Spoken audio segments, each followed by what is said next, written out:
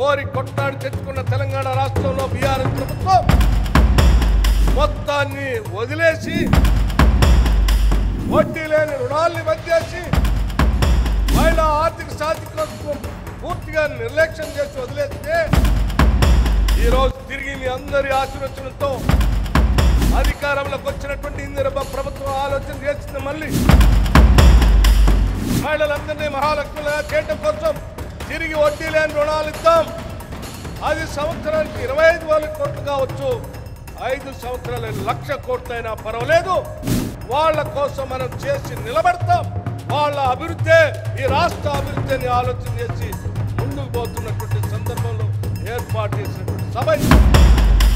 కేవలం వడ్డీ లేని రుణాలు ఇవ్వటం ఒకటే కాదు, వాళ్ళకి రుణాలు ఇచ్చినటువంటి ఆ డబ్బుతో వ్యాపారాలు కూడా చేపించాలనేటువంటి ఆలోచనతో రాష్ట్ర ముఖ్యమంత్రి గారు అనేక సందర్భాల్లో చర్చించి విధానపరమైన నిర్ణయాలు తీసుకోవడం జరిగింది.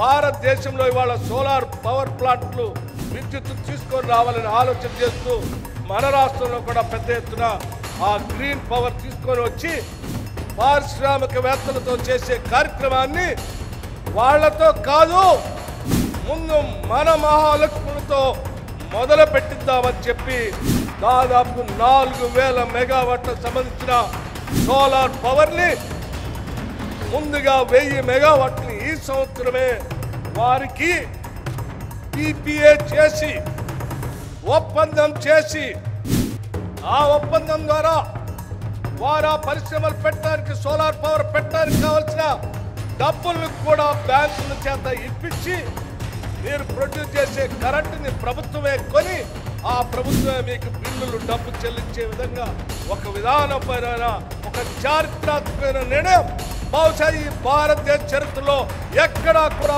మహిళలకి 1000 మెగావాట్ల పవర్ని PPA చేసినటువంటి చరిత్ర లేదు. భవిష్యత్తులో జరుగుతుందని కూడా నేను అనుకోవట్లేదు. అది కేవలం తెలంగాణ రాష్ట్రంలో ఈరోజు రేవంత్ రెడ్డి గారి నాయకత్వంలో ఉన్న ఇందిరమ్మ ప్రభుత్వం మాత్రమే చేయగలుగుతుంది, చేస్తుందని చెప్పడానికి చాలా గర్విస్తా ఉన్నాను.